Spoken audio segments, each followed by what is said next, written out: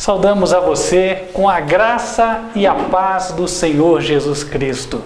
Que Deus abençoe grandemente a tua vida e que hoje Ele te dê o ensino mais necessário, aquele que você precisa mesmo.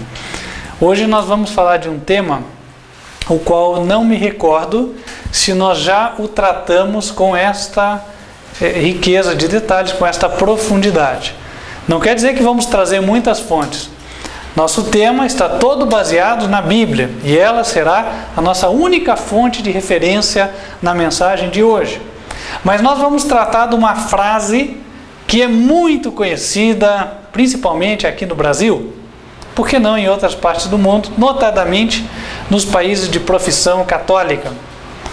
Tudo que ligardes na terra será também ligado nos céus. Este é um verso da Bíblia.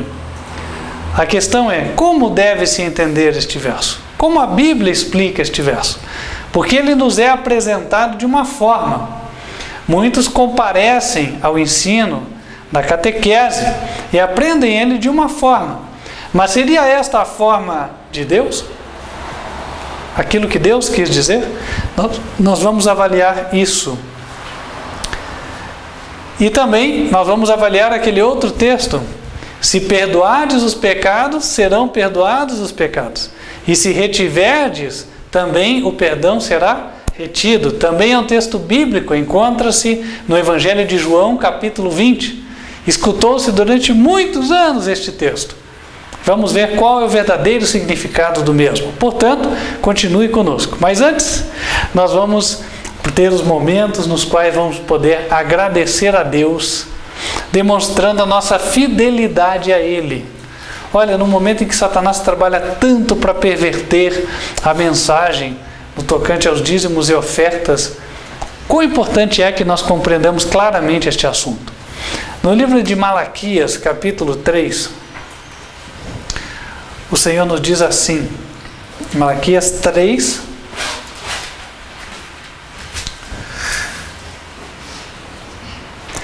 a partir do versículo 8.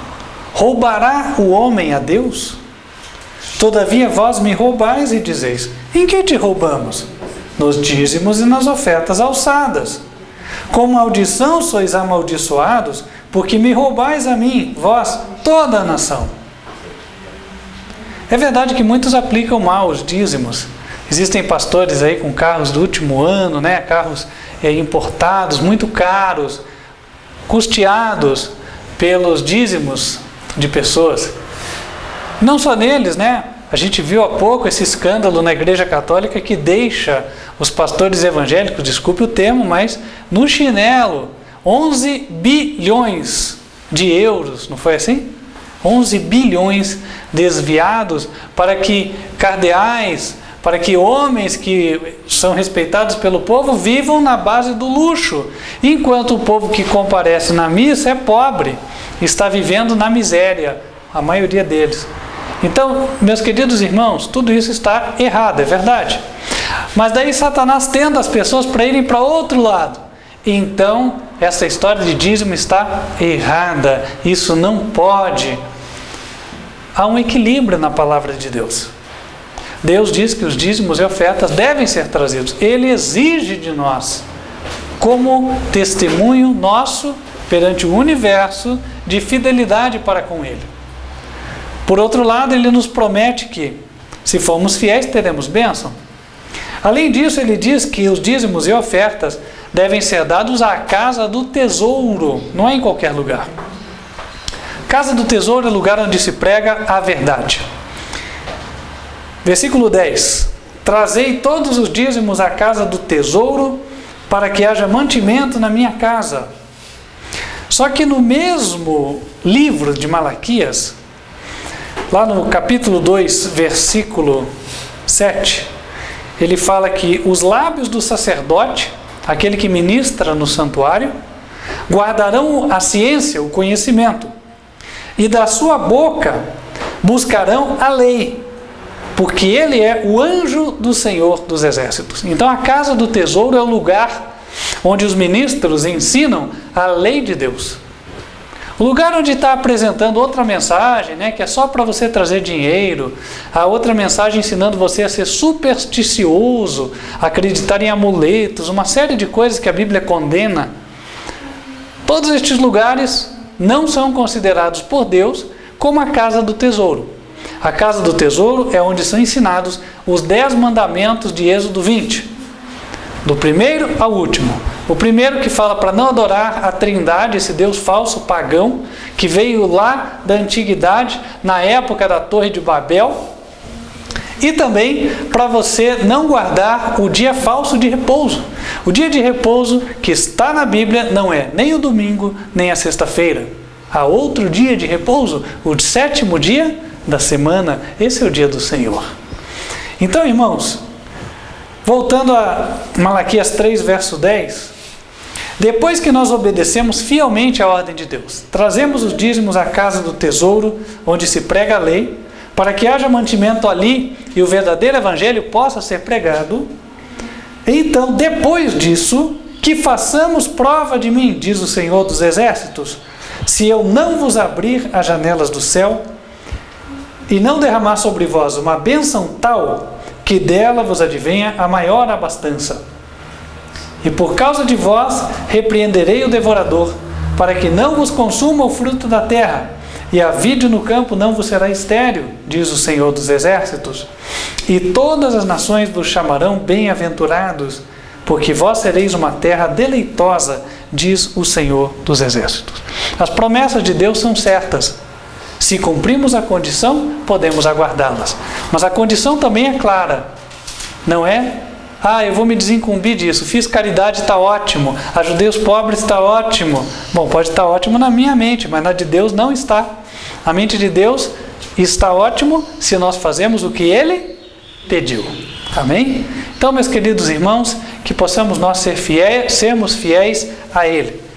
Com respeito a este ministério, os irmãos têm nos acompanhado, são mais de 200 vídeos postados na internet, e cada um deles apresenta a mensagem que pregamos, dando sempre ênfase aos mandamentos do Senhor e à fé de Jesus. Quero convidar você que faça uso, a propósito, dos materiais que nós disponibilizamos, que são custeados com os dízimos e ofertas, para que você faça o teu evangelismo. Eu tenho aqui alguns folhetos que falam da saúde física e espiritual. Então, você pode solicitar para você distribuir para aqueles que precisam, para os teus colegas, parentes, amigos, etc. Este material é gratuito. Você só vai pagar a taxa do correio, tá bom? Nós temos mandado por PAC. Você pede por SEDEX se você tiver urgência. Aproveite o fim de ano. Tanta gente vai para casa, tanta gente se reúne com a família e sempre tem alguém precisando de uma mensagem. Então, leve para casa. Também temos aqui os estudos bíblicos. Muitas pessoas têm sido abençoadas pelo estudo destes materiais. Eu tenho aqui este, cujo título é Os 7 Pilares da Fé Bíblica, a Mensagem dos 3 Anjos. Este é o cerne, ou o centro, ponto focal da mensagem que o Senhor enviou para os últimos dias. Está aqui na forma de fascículos. São lições de perguntas e respostas que facilitam muito o entendimento. Quando eu vou numa casa e estou dando estudo bíblico, nós temos usado este material e você pode usar também onde quer que você esteja. Entre em contato, solicite. A quantidade de blocos equivalente ao número de pessoas interessadas que você tem. Vamos fazer algo por Jesus, porque Ele fez muito por nós. Amém? Amém. Irmãos, vamos nos colocar em pé, vamos louvar a Deus e enquanto estivermos louvando, aqueles que se prepararam poderão fazer a sua devolução.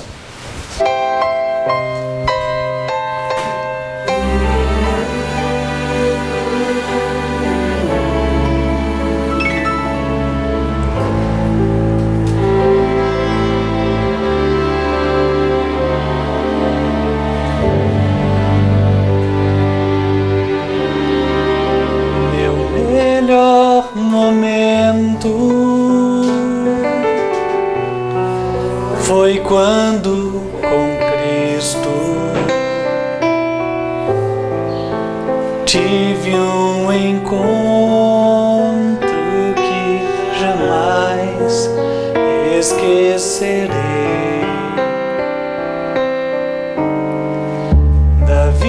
dia cansado no mundo perdido, então a sua doce voz eu escutei.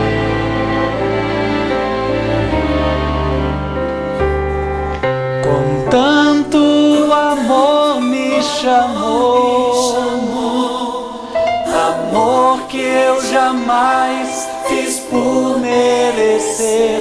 Quando Ele me disse assim: vinde a mim, se estás cansado, eu te aliviarei.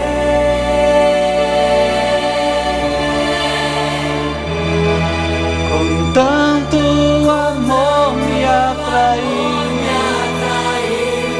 com tanto amor que eu não resisti, chorando minha vida a Ele entreguei. Meu melhor momento foi quando o encontrei. Meu melhor momento. Vamos nos colocar de joelhos e falar com Deus.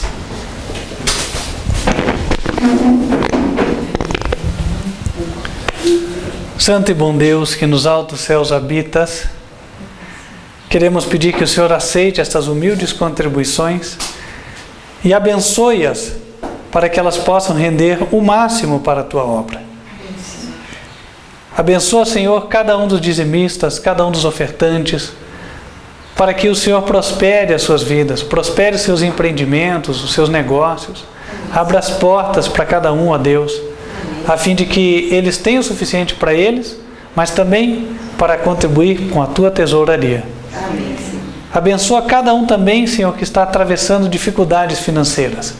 Que o Senhor possa dar sabedoria na administração, também percepção para enxergar as oportunidades, a fim de que possa ter o suficiente também para si. E abra as portas que estão fechadas, ó Deus. Nós sabemos que o inimigo trabalha para que o Teu povo não tenha o recurso, mas o Senhor é mais poderoso, o Senhor é mais forte. Então que o Senhor bloqueie a ação do inimigo. Pedimos a Deus que o Senhor derrame o Teu Espírito sobre todos nós, que agora vamos estudar a Tua Palavra. Venha a esclarecer-nos, venha nos dar condições de poder também esclarecer as pessoas que andam em trevas no tocante ao que vamos estudar. Ajuda-nos, ó Deus, dá-nos poder para compreender e ensinar. É o que te pedimos, ó Deus, em nome de Cristo Jesus. Amém. Amém. Amém.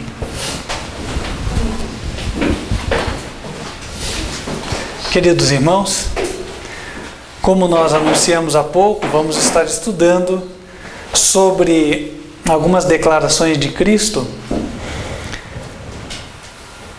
E vamos começar com a declaração de Mateus, capítulo 16, versos 18 e 19. Versos 18 e 19. Esse texto é muito conhecido. E Jesus diz assim: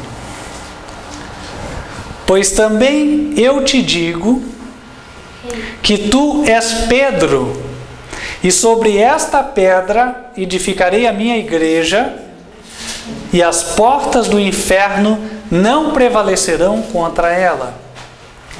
E eu te darei as chaves do reino dos céus, e tudo o que ligares na terra será ligado nos céus, e tudo o que desligares na terra será desligado nos céus. Quantos já tinham ouvido esse texto antes de entrarem para esta igreja, o Ministério Quarto Anjo Advertência Final? Levantem as mãos, deixe-me ver. Todos praticamente, né?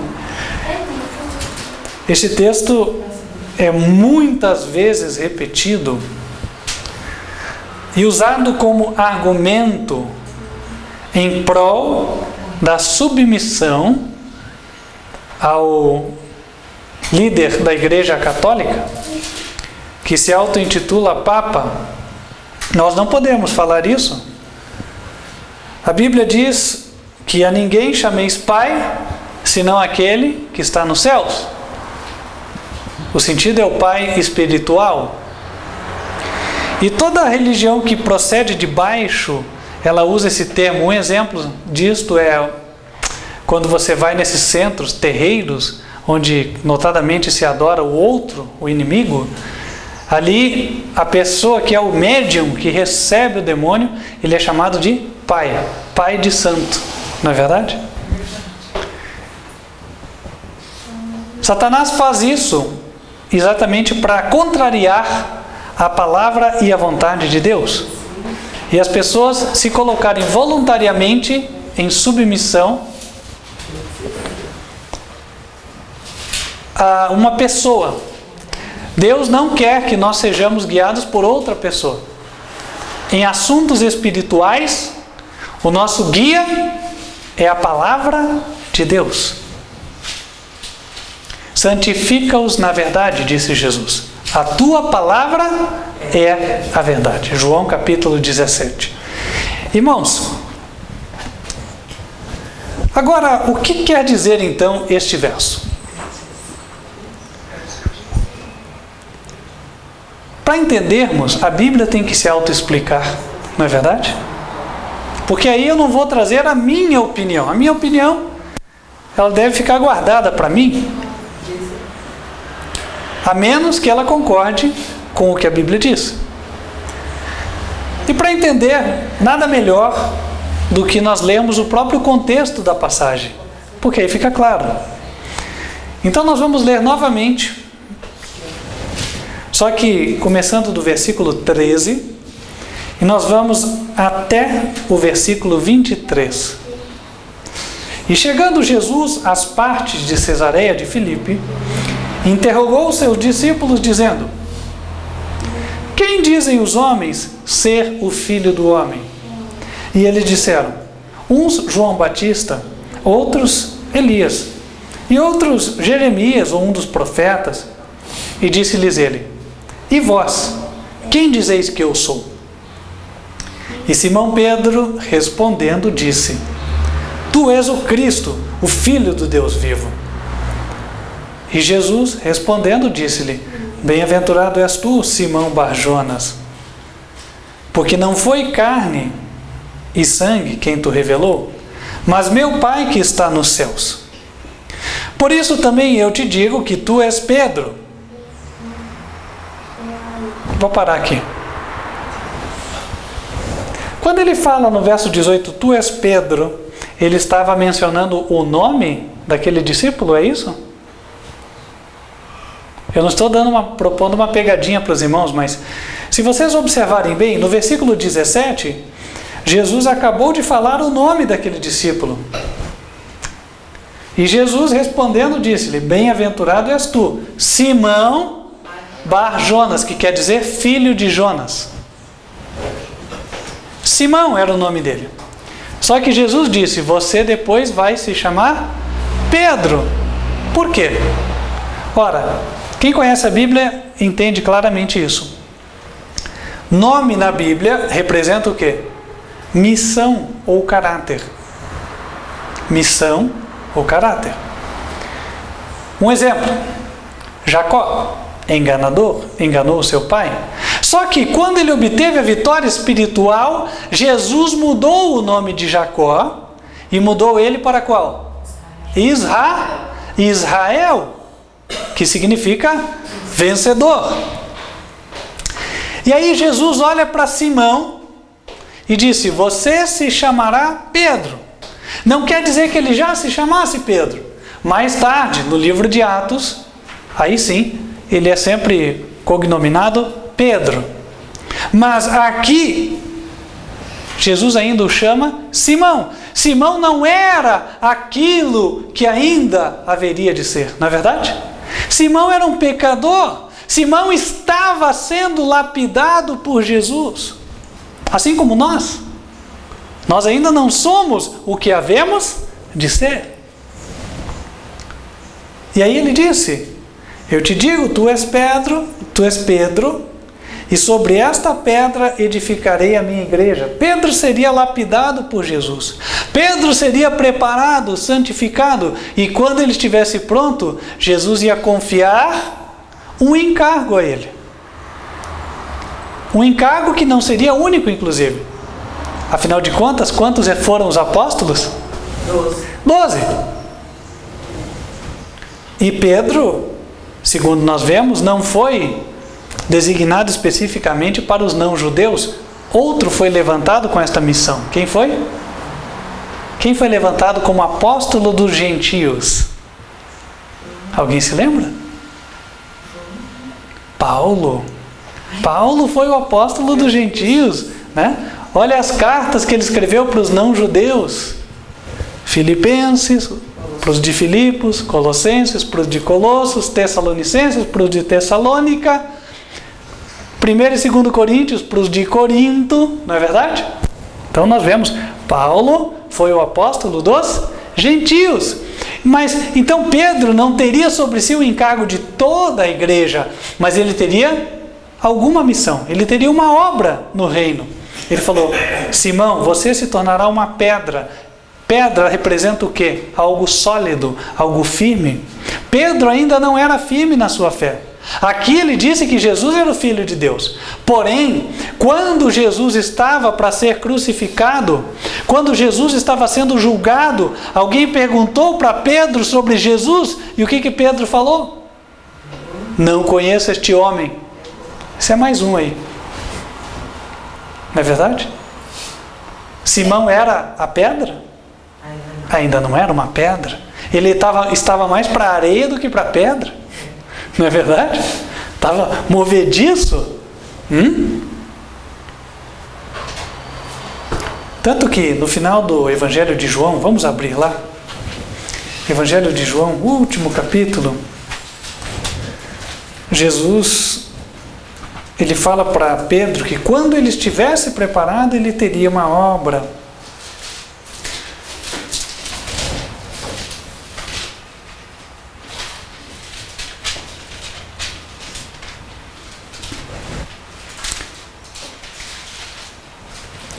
Vamos lá, Evangelho de João, capítulo 21, versículo 17. Palavras de Jesus para o seu discípulo. Disse-lhe terceira vez: Simão, filho de Jonas, amas-me? Como é que ele chamou o discípulo? Simão. Ele ainda não o chama Pedro, olha que interessante. E já era a terceira vez que ele dizia: Simão. A primeira está no versículo 15. Simão, filho de Jonas, amas-me mais do que estes? Depois, versículo 16, tornou a dizer-lhe segunda vez: Simão, filho de Jonas, amas-me? Terceira vez, verso 17, Simão, filho de Jonas, amas-me? Simão entristeceu-se por ter dito terceira vez: amas-me? E disse-lhe: Senhor, tu sabes tudo, tu sabes que eu te amo. Jesus disse-lhe: apacenta as minhas ovelhas. Na verdade te digo que, quando eras mais moço, te cingias a ti mesmo e andavas por onde querias. Mas quando fores velho, estenderás as mãos e outro te cingirá e te levará para onde tu não queiras. E disse isso significando com que morte havia ele de glorificar a Deus. E dito isso, disse-lhe: segue-me. O que ele disse para Simão? Segue-me, Simão. Você ainda tem coisas a aprender, mas eu vou te dar uma obra. Não será o encargo de toda a igreja, mas será alguma obra. É interessante que muitos pervertem o significado das palavras de Jesus e fazem entender que Pedro se tornou o cabeça visível de toda a igreja, o único representante de Cristo na terra. E os outros 11 apóstolos fizeram o que então? Viraram servos de Pedro? Bom, e aconteceu então que depois dizem que houve uma sucessão ininterrupta de pessoas a partir de Pedro, e hoje o sucessor é o Papa. Bom, mas pelo que nós estamos lendo, as coisas não eram exatamente assim. Vamos voltar para Mateus capítulo 16 e voltar para o verso 18.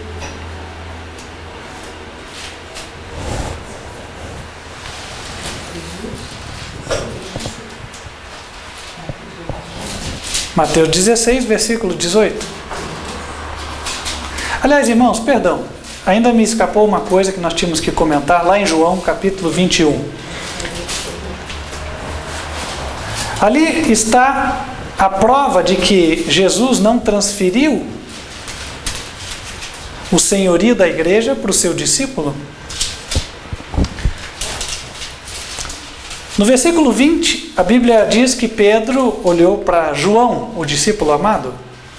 Pedro, voltando-se, viu que o seguia aquele discípulo a quem Jesus amava, e que na ceia se recostara também sobre o seu peito, e que dissera: Senhor, quem é que te há de trair? Vendo Pedro a este, disse a Jesus: Senhor, e deste, que será? Disse-lhe Jesus: se eu quero que ele fique até que eu venha, que te importa a ti? Segue-me tu. Interessante isso, né? Jesus, nos termos mais populares, nós diríamos, ele colocou Pedro no seu lugar. Não foi assim? O que te importa saber a missão desse aqui? Isso é comigo, Pedro. Você me segue. Faz o que eu te dei, mas para ele eu dei outra obra. Você tem uma, ele tem outra. O que te importa saber sobre a obra dele? E se eu quiser que ele fique até que eu venha, você me segue. Ou seja, ele deixou claro para Pedro como seria a missão dele. Pedro, você tem uma obra, porém, Pedro, você não será superior a João. E a missão que eu tenho com João é algo que eu vou comunicar direto com ele. Você não será o intermediário. Eu não vou nem comunicar a você o que eu vou fazer com João. Então, Pedro, fique no seu lugar. E assim, todo aquele que assume ter uma autoridade que nem Pedro teve, no caso o Papa, segundo a ordem de Jesus, também deve ficar aonde? No seu lugar. Jesus também ecoa as suas palavras hoje dizendo para o Papa: se eu quero que este aqui seja o meu pregador e ele pregue o que você não concorda, que te importa? Que te importa? Se eu quero que a pessoa X não aceite o que você ensina na catequese, que te importa? Tu me sigas, tu me obedeças. Cada um de nós temos que entender que Deus, Ele não nos permite interferir na vida espiritual do nosso próximo, a ponto de nós sermos pai espiritual, mãe espiritual da pessoa. Por mais que nós demos estudos bíblicos, ensinemos alguém, nós não podemos considerar a pessoa nosso filho. A pessoa passa a ter uma comunhão direta com Deus. Deus vai falar naquela pessoa. Nós fomos só uma voz, como disse João Batista. João Batista se colocou no devido lugar. Eu sou a voz que clama do deserto. Eu não sou nada. Eu sou só o eco das palavras do Senhor. Quem quiser que ouça.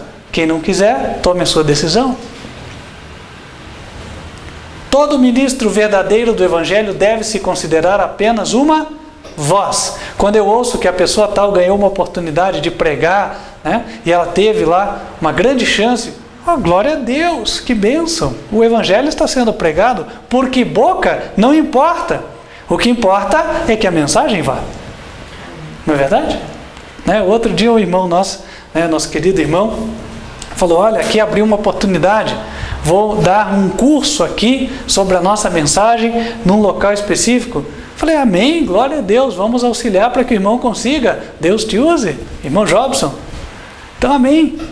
Né? Que Deus use a cada um naquilo que Deus abriu. Deus tem uma missão individual para cada pessoa. E nós temos que aprender a nos alegrar com isso.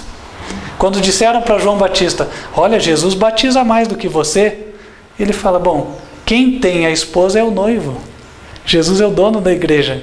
Então a minha alegria é ver ele crescendo e eu diminuindo. Amém. Irmãos, o verdadeiro líder da igreja será humilde e não orgulhoso, esperando que todo mundo fique batendo palma para ele, né? Que todo mundo fique considerando ele como superior. Isso está completamente fora do contexto bíblico, é o contrário do que a Bíblia ensina. Voltando agora sim para Mateus capítulo 16, a partir do versículo 18. Aqui nós vamos entrar numa questão que ainda é mais crítica para muitos. Porque Jesus disse, pois também eu te digo que tu és Pedro, e sobre esta pedra edificarei a minha igreja, e as portas do inferno não prevalecerão contra ela. E eu te darei as chaves do reino dos céus. Tudo que ligares na terra será ligado nos céus. Tudo que desligares na terra será desligado nos céus. Há quem diga que, bom, então a partir daqui, tudo que Simão falou é verdadeiro. Então Simão é infalível. Ah, não falam isso não. Fala que o Papa é infalível. Mas é uma coisa óbvia. Ora, se dizem que o Papa é o sucessor de Pedro, acompanhem comigo. Se dizem que o Papa é o sucessor de Pedro e que o Papa é infalível, conclusão é, Pedro deveria ser infalível para que esta afirmação fosse verdadeira. Só que acompanhem a sequência do texto, versículo 20. Então Jesus mandou aos seus discípulos que a ninguém dissessem que ele era o Cristo. Desde então, começou Jesus a mostrar aos seus discípulos que convinha ir a Jerusalém e padecer muito dos anciãos e dos escribas, dos sacerdotes, e ser morto e ressuscitar ao terceiro dia. E Pedro, tomando-o de parte, começou a repreendê-lo, dizendo, Senhor, tem compaixão de ti, de modo nenhum te acontecerá isso. Ele, porém, voltando-se, disse a Pedro, para trás de mim, Satanás, que me serves de escândalo, porque não compreendes as coisas que são de Deus, mas só as que são dos homens. Pedro falou para Jesus, não, Senhor, uma missão de cruz, não. Senhor, que Deus te livre disso. E aí Jesus teve que falar o que para ele? Para trás de mim, Satanás.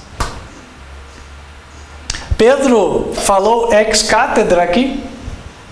Pedro foi infalível? Ou ele foi muito falível? Foi falível. Pedro falhou. Pedro falou algo errado. Pedro errou.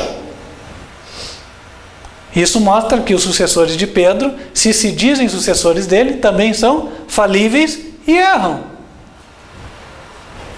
Então, dizer que Jesus falou, te darei as chaves do céu, a partir daí tudo que ele falasse era certo, é interpretar mal o verso. Não pode ter sido isso. Porque logo em seguida Jesus mostrou a Pedro que nem tudo que ele falava era certo. Que nem tudo que ele ligava estava ligado. Já pensou se Deus ligasse as palavras de Pedro aqui? Então Jesus não morreria por nós e nós não teríamos Salvador.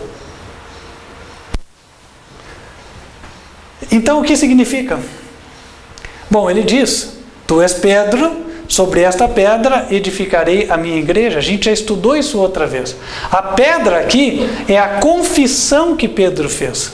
É quando ele disse, tu és o Filho do Deus vivo. Esta confissão é comparável à pedra. Essa confissão encontra-se no versículo 16. Simão Pedro, respondendo, disse, tu és o Cristo, o Filho do Deus vivo. A pessoa ganha a entrada na igreja de Cristo quando ela confessa isso. Correto ou não? isso ia mudar no decorrer do tempo? Então, lá na época dos apóstolos, por exemplo, né, a pessoa entra para a igreja quando ela confessa a Jesus. E aí, nos tempos modernos, não seria mais necessário confessar a Jesus, a pessoa poderia entrar na igreja com outro tipo de confissão. Certo isso? Não. Errado. Ou seja, a confissão permaneceria a mesma. Então, eu vou escrever aqui. A pedra mencionada ali é igual à confissão de Pedro. E qual foi a confissão? Que Cristo é o Filho do Deus vivo.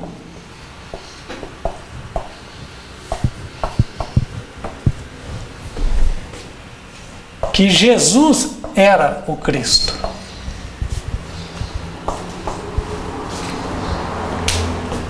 Sobre esta pedra, Jesus edificaria a sua igreja. E as portas do inferno, o inferno quer dizer a condenação da segunda morte, as portas do inferno não prevaleceriam contra esta confissão. Quem confessa Jesus é uma ovelha de Cristo. O diabo pode arrebatar esta ovelha da mão de Jesus? Não. Abram lá em João capítulo 10, perdão. Evangelho de João, capítulo 10.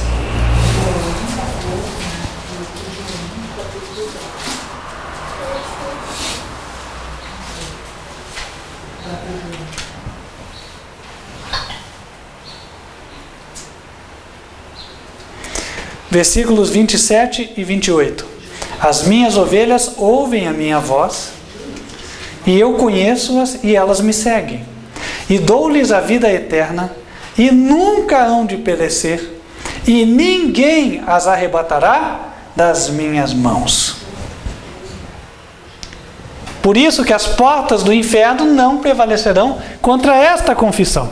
Porque quem de coração confessa que Jesus Cristo é o Filho do Deus vivo, Jesus guarda esta pessoa.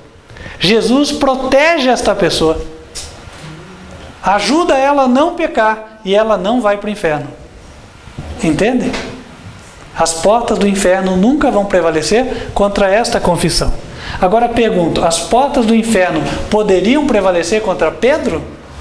Sim ou não? A pessoa de Pedro? Poderiam sim. O que significa as portas do inferno prevalecerem? A pessoa se perder. Né? A pessoa perder a sua vida eterna. Pedro poderia perder a sua vida eterna. Poderia ou não poderia? Dependeria da escolha dele. Se ele fosse fiel, a Bíblia diz: ser fiel até a morte e dar-te-ei a coroa da vida.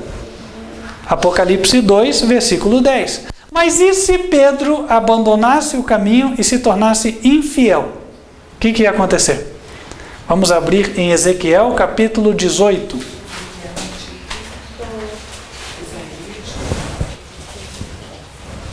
Ezequiel 18, versículo 26.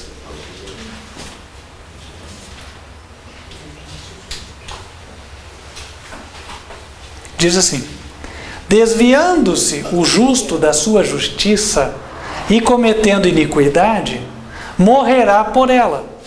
Na sua iniquidade que cometeu, morrerá. Então Pedro poderia ter caído para o inferno? Sim ou não? Sim, poderia. Ele era um justo. Estava seguindo a Jesus. Mas caso ele se desviasse e fosse para o caminho da iniquidade, ele ia se perder. As portas do inferno poderiam prevalecer contra a pessoa de Pedro, mas nunca, jamais, poderiam prevalecer contra a confissão que ele fez, contra esta declaração. Qualquer pessoa que se mantiver fiel nesta confissão será salva. Creio que Jesus é o Cristo, o Filho do Deus vivo. Amém. Agora, irmãos, Nós vamos para Mateus capítulo 18, versículos 15 até 20. Mas eu vou ler primeiro o versículo 18, que também é mal interpretado. Diz assim, palavra de Jesus, hein? Em verdade vos digo que tudo o que ligardes na terra será ligado no céu, e tudo o que desligardes na terra será desligado no céu. Usa-se isso para dizer, tá vendo? Olha a autoridade que a igreja tem. Então, se alguém for excomungado da igreja, está fora do céu. Não era assim? Se alguém for declarado herege, ou alguém que discorda da doutrina, que este é o significado do herege, alguém que discorda do dogma que o Papa disse, então, esse está condenado ao inferno. Será que é isto que o texto quis dizer? De novo, vamos usar o mesmo método. Nós vamos ler o contexto e tratar de entender a Escritura. Versículo 15. Ora, se teu irmão pecar contra ti, vai e repreende-o entre ti e ele só. Se te ouvir, ganhaste a teu irmão. Mas se não te ouvir, leva ainda contigo um ou dois, para que, pela boca de 2 ou 3 testemunhas, toda a palavra seja confirmada. E se não as escutar, dize-o à igreja. E se também não escutar a igreja, considera-o como um gentil e publicano. Em verdade vos digo que tudo o que ligardes na terra será ligado no céu, e tudo o que desligardes na terra será desligado no céu. Também vos digo que, se 2 de vós concordarem na terra acerca de qualquer coisa que pedirem, isso lhe será feito por meu Pai, que está nos céus. Porque onde estiverem 2 ou 3 reunidos em meu nome, aí estou no meio deles. Então vamos tratar de entender. Se o teu irmão pecar contra ti, para quem Jesus está falando? Me ajudem. Com qualquer um de nós, certo? Se o teu irmão pecar contra ti. Então, em primeiro lugar, ele está mencionando aqui uma iniciativa, não do corpo organizado da igreja, não da liderança da igreja, mas uma iniciativa que pode ser tomada por qualquer indivíduo cristão. Qualquer pessoa, certo? Se alguém peca contra você, um irmão da tua igreja peca contra você, você vai e repreende-o. Ele está falando aqui de discordância de doutrina? Não, ele está falando de alguém que te ofendeu, está falando de alguém que te roubou, está falando de alguém que, por qualquer razão, te prejudicou. Aí você vai e conversa com ele. Repreende-o entre ti e ele só. Se te ouvir, ganhaste a teu irmão. Mas se não te ouvir, leva ainda contigo 1 ou 2, para que pela boca de 2 ou 3 testemunhas, toda a palavra seja confirmada. Iniciativa do líder da igreja? Mais uma vez, não. Você chama 2 ou 3 testemunhas, está ali. E se não as escutar, dize-o ao pastor. É assim? Ao bispo, ao cardeal, ao papa? Também não. Ali diz, dize-o à igreja, para que o conjunto das pessoas convença aquele irmão. Para que aquele irmão seja tocado ao perceber que os outros, de são discernimento, estão dando o mesmo conselho para ele. E se ele ainda assim não escutar a igreja, aí você considera ele como publicano e gentil. Por que considerá-lo como gentil?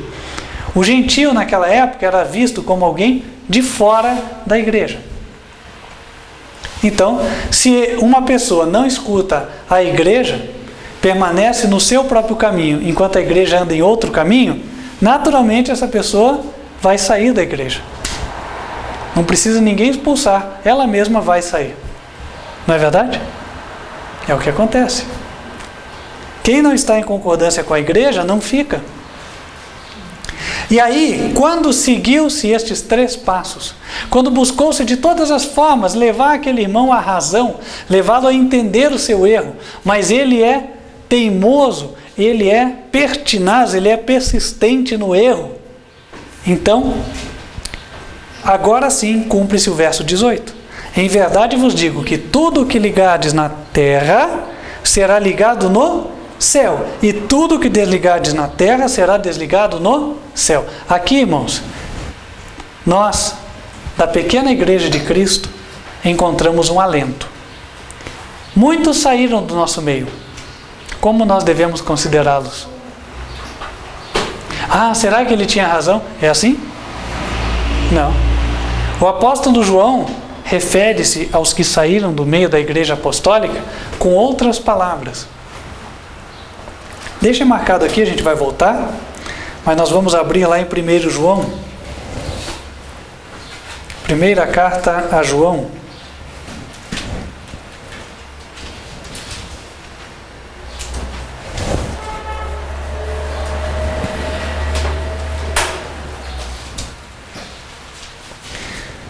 Capítulo 2, versículos 18 e 19.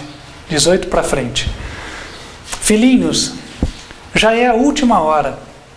E como ouvistes que vem o anticristo, também agora muito se tem feito anticristos, por onde conhecemos que é já a última hora.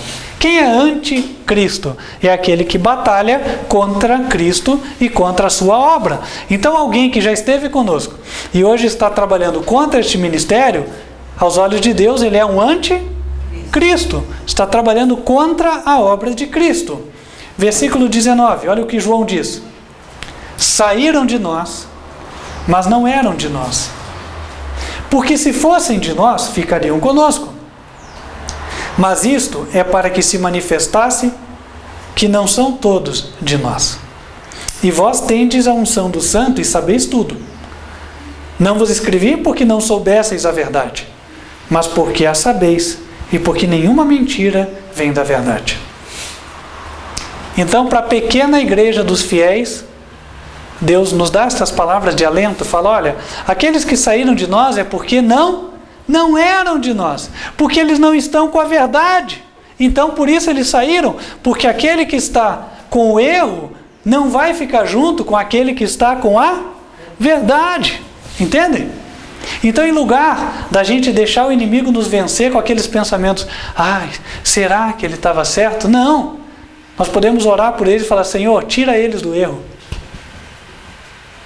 Porque eles saíram de nós, porque não estavam com a mente bem orientada. Não estavam no correto, não estavam na verdade. Podemos voltar agora para Mateus. Mateus 18.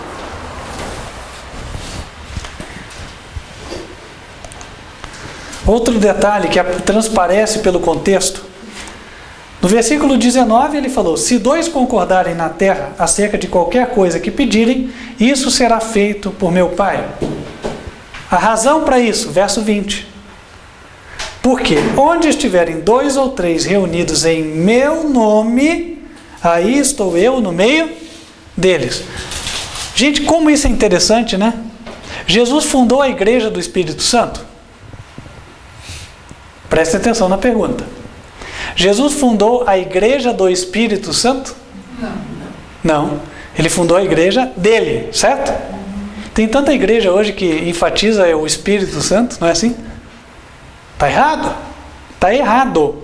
A igreja de Cristo, quando nós nos reunimos em nome de Cristo. Não é em nome do Pai, do Filho e do Espírito Santo. Isso aí se tornou um jargão popular. Às vezes até motivo de piada, né? Porque é sempre em nome do Pai, do Filho e do Espírito Santo. Ora, sempre não. Sempre, porque o povo aprendeu assim, aprendeu errado. Mas a Bíblia ensina outra coisa. Jesus falou que estejam reunidos em meu nome. Tanta igreja enfatizando o Espírito Santo aí, já saiu do trilho. Né? É em meu nome, é em nome de Jesus. E o que significa estar se reunindo em nome de Jesus? Nome, a gente já aprendeu, tem a ver com missão e tem a ver com caráter. caráter de Cristo estava em conformidade com os 10 mandamentos da lei de Deus. Êxodo 20, versículos 3 até 18. Se tiverem 2 ou 3 pessoas só, por mais que a multidão fale, vocês acham que está todo mundo errado? Todo mundo, esses que estudaram, gente que se dedica só para isso, fez curso de teologia, fez mestrado, fez doutorado, e só vocês estão certos? Bom, se só eles, os 2 ou 3, estão obedecendo os 10 mandamentos, todo o restante está errado. Não importa o cabedal de conhecimento humano possua. O conhecimento humano para Deus é nada se ele não é sujeito à revelação de Cristo. A verdadeira sabedoria está aqui. Todo o raio de verdadeira luz que incidiu sobre a humanidade, quer em matéria de religião, quer em matéria de ciência, ele proveio de Cristo, que é a fonte. E Cristo revelou pela sua palavra. Quem fala daquele jeito é porque não conhece Satanás. Quem fala o quê? Quem fala que só porque os outros têm estudo, milhares de PhD, tá certo, é porque não conhece Satanás. É interessante, né? Quem fala que só quem tem o estudo, né? O PhD e tal, tá certo, ele está desorientado. É uma verdade. Por quê? Irmãos, da onde veio o PhD? Não sei se vocês pararam para pensar. Outro dia eu estava avaliando essa questão, né? E eles falam, olha, você vai escrever uma tese. Só que a tese tem que ser escrita num formato que a comunidade científica aceite. Senão o teu trabalho não é aceito. Ah, tá, que legal, que interessante. Então, amanhã, alguém inventou, um exemplo aqui, né? O carro nuclear, um exemplo, né? Agora você não vai mais pôr gasolina. Você botou uma vez só o combustível nuclear, funciona a vida inteira. Mas o problema é que quando ele foi escrever o seu artigo técnico, ele não escreveu no formato certo, não escreveu a patente no formato certo, não foi aceito. Não foi aceito. Pergunto, por isso o carro é inválido? Se o carro funciona, é válido. Entendem, irmãos? Às vezes o próprio homem impõe regras que, se por um lado elas têm o seu propósito bom, que é assim, bom, vamos criar um padrão para que pelo menos um entenda o que o outro escreve, ok? Né? Mas por outro lado elas engessam em coisas que não deveriam ser engessadas. Isaac Newton, então, quando a maçã caiu sobre ele para escrever a teoria da gravidade, né? Como é que ele tinha que escrever? Será que ele escreveu do jeito certo?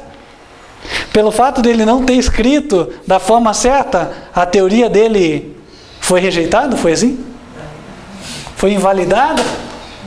Né? Copérnico, e assim vai tantos outros. Einstein, né? Problema também. Então aí o Einstein, na época do Einstein a metodologia científica já andava um pouquinho mais avançada, mas, irmãos, entendam, como é que fica? As equações do Maxwell, quando o Maxwell lançou as suas equações sobre física quântica, foi postado uma ilustração num jornal científico muito interessante, né? Que aparecia assim, o homem de pesquisa empírica intuitiva, quer dizer, aquele que olhava e falava, não, acho que é assim, e ele ia anotando as suas conclusões, este era o cientista da época, pisando em cima do matemático, né? E aí passaram alguns anos, o Einstein e outros comprovaram que o Maxwell estava certo. Tanta gente foi zombada na sua época, né? E depois foi reconhecida. O problema é que o herói só aparece como herói muitas vezes depois que morre. Não é verdade? Aí Lutero e tantos outros. Irmãos, muita gente não sabe, né? Hoje todo mundo aceita. Ah, lei de Faraday da corrente elétrica, da eletricidade estática, que você esfrega o bastãozinho lá, né? Aí tem a bolinha de isopor, ele atrai a bolinha de isopor, assim e tal. Faraday nunca escreveu o artigo no formato que a gente vê. Ele era uma pessoa intuitiva, empírica.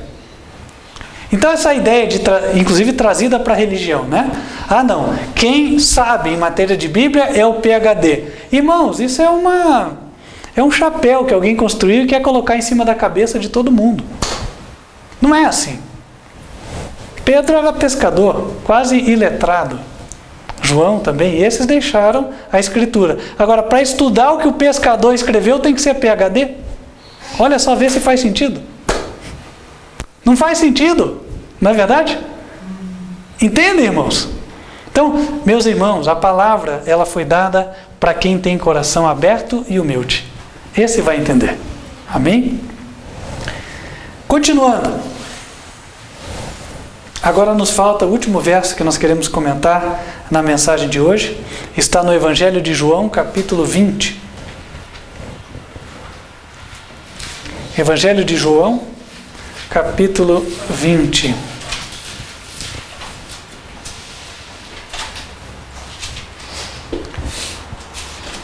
A partir do versículo 21. Aqui eu vou ler direto o contexto para nós avançarmos. Disse-lhes, pois, Jesus outra vez: paz seja convosco. Assim como o Pai me enviou, também eu envio a vós. E havendo dito isso, assoprou sobre eles e disse-lhes: recebei o Espírito Santo. Aqueles a quem perdoardes os pecados, lhes serão perdoados. E aqueles a quem os retiverdes, lhes serão retidos. Isso também é usado, né? Como argumento para que a pessoa tenha que ir lá confessar os pecados no confessionário, o padre escute e ele diga se está perdoado ou não, ou o que é que a pessoa tem que fazer para estar perdoada. Será que a Bíblia embasa este ensino? Será que este verso dá validade a esta prática? Eu não sei se vocês notaram, mas Jesus, em primeiro lugar, no verso 21, ele disse que ele enviava os discípulos. Olha, eu envio a vocês. Depois, ele sopra sobre os discípulos e diz: recebei o Espírito Santo. Quando nós recebemos o Espírito Santo, como é que a nossa mente fica? Em harmonia com a vontade de Deus. Então nós fazemos aquilo que agrada a Deus. E nós temos condições de interpretar a Bíblia. Aí ele diz, verso 23: aqueles a quem perdoardes os pecados, lhes serão perdoados. E aqueles a quem os retiverdes, lhes serão retidos. Como é que isso funciona? Em primeiro lugar, cabe pautar algo aqui.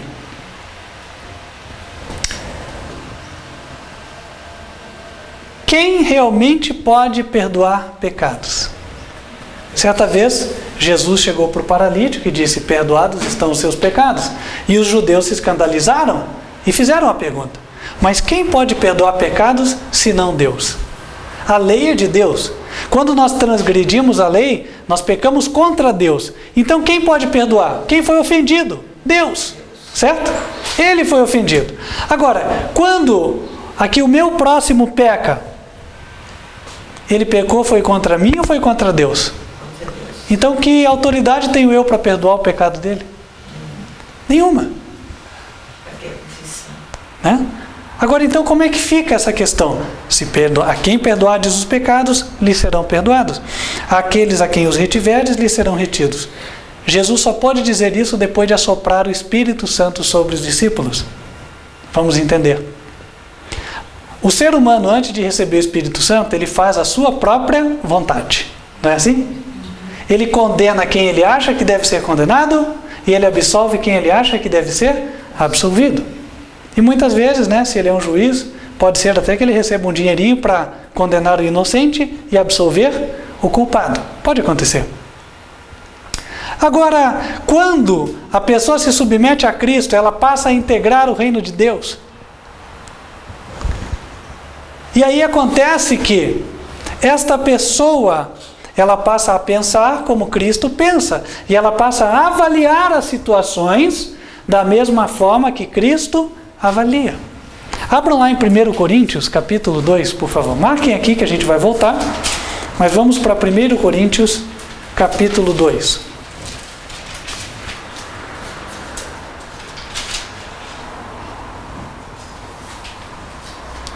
1 Coríntios capítulo 2, verso 14.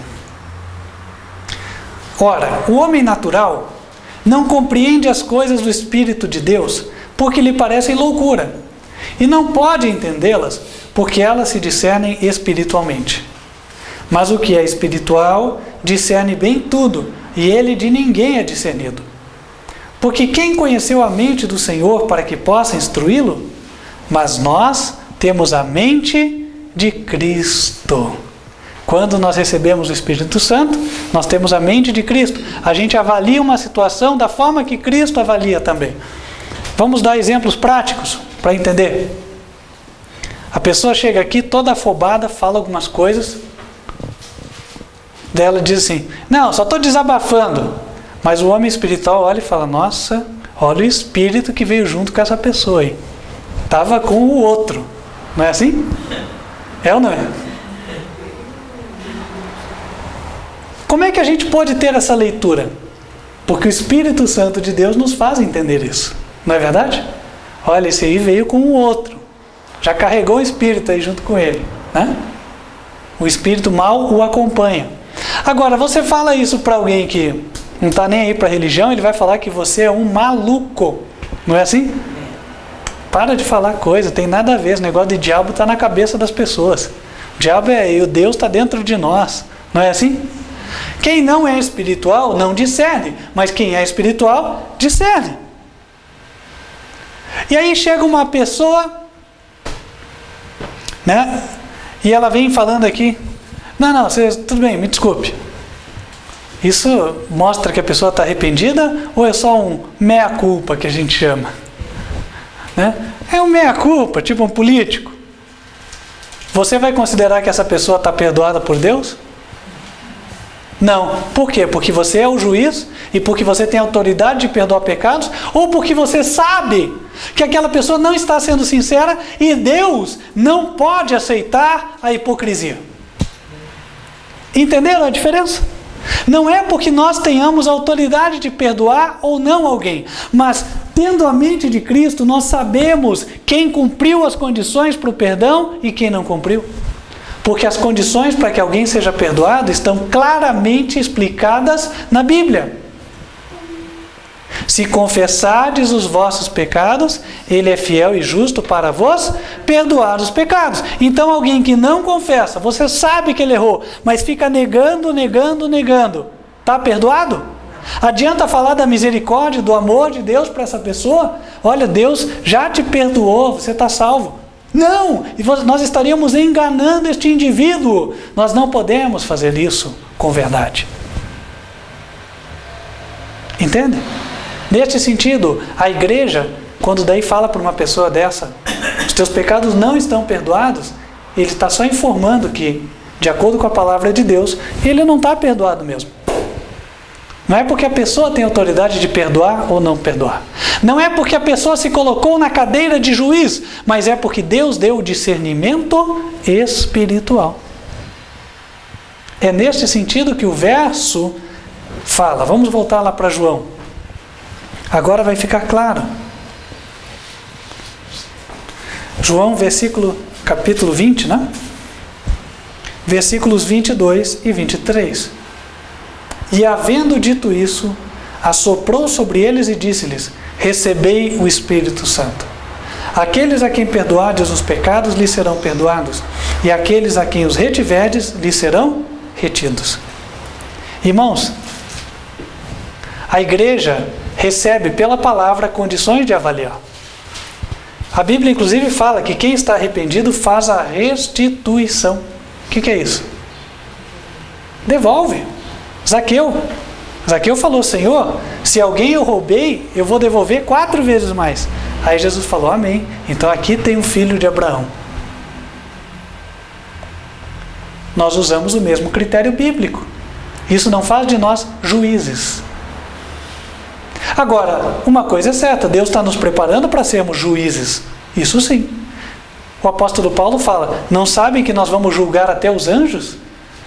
E vocês não podem julgar as coisas mínimas? Ele fala para a gente julgar. Não no sentido de eu sentenciar a pessoa para o inferno. Isso não. Mas a igreja tem que ter ordem. A igreja tem que ter disciplina. Tem ou não tem? A igreja não é o lugar de festa. Igual Jesus não veio para julgar o mundo, veio para salvar. Jesus veio para salvar o mundo, amém? Não veio para julgar. Mas dentro da igreja dos salvos existe ordem. Se alguém quiser proceder como ímpio dentro da igreja dos santos, ele deve permanecer ali? Não, Deus vai levantar um santo para tirar aquela pessoa se for necessário. 2 Coríntios capítulo 5.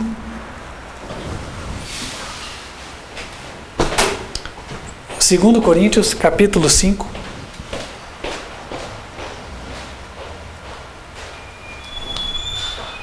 Opa. Perdão, irmãos. Falei 2 Coríntios. 1 Coríntios capítulo 5. Perdão. Olha só um incidente ocorrido na igreja de Corinto e como Paulo procedeu. Eu vou ler e acredito que o texto já vai deixar claro o que ocorria. 1 Coríntios capítulo 5, a partir do verso 1. Geralmente, se ouve que há entre vós fornicação, e fornicação tal, qual nem ainda entre os gentios, como é haver quem abuse da mulher de seu pai. Estais inchados, e nem ao menos vos entristecestes, por não ter sido dentre vós tirado quem cometeu tal ação.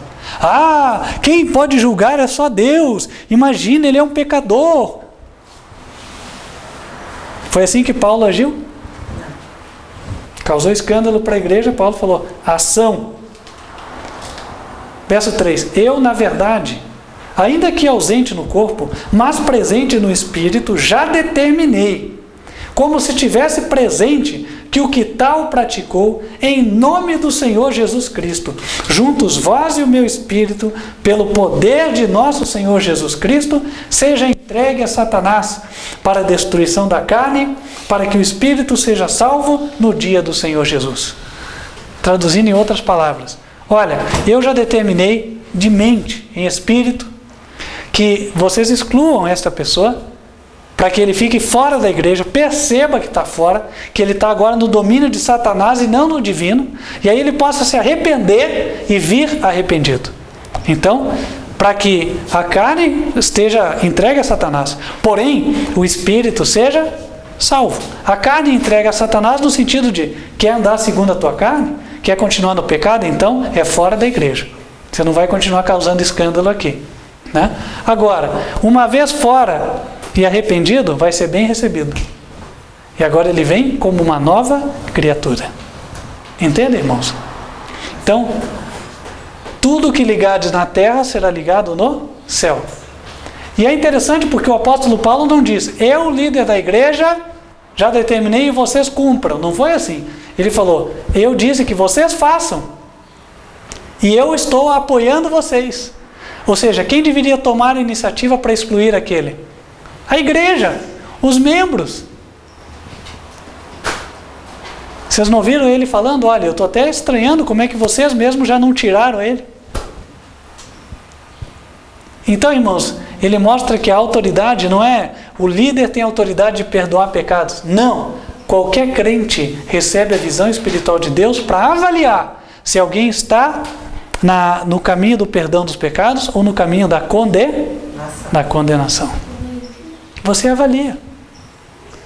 Todos os dias você tem contato com pessoas e você observa algumas que têm real interesse em Cristo e outras que não têm nenhum interesse na palavra de Deus, que são impenitentes, rebeldes.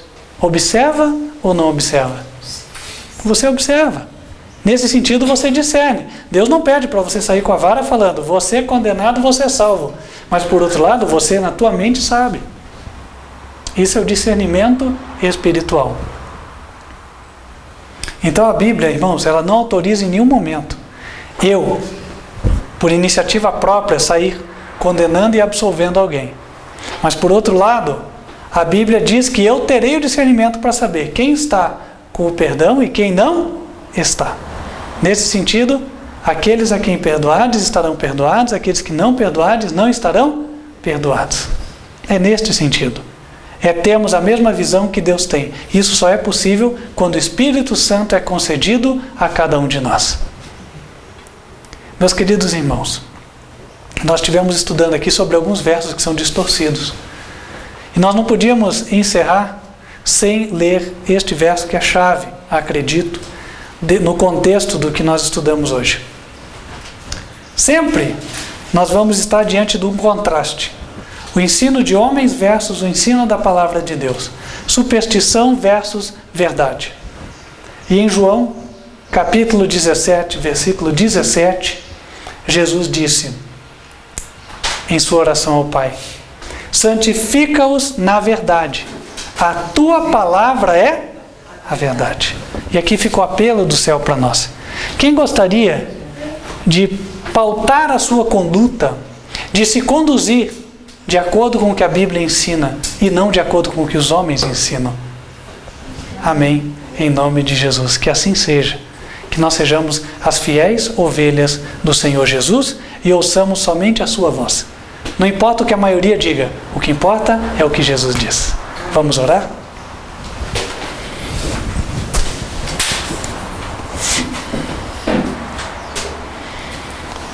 Santo e bom Deus, que nos altos céus habitas, te agradecemos pela tua palavra da verdade. Ela é a única que salva e concede a vida eterna.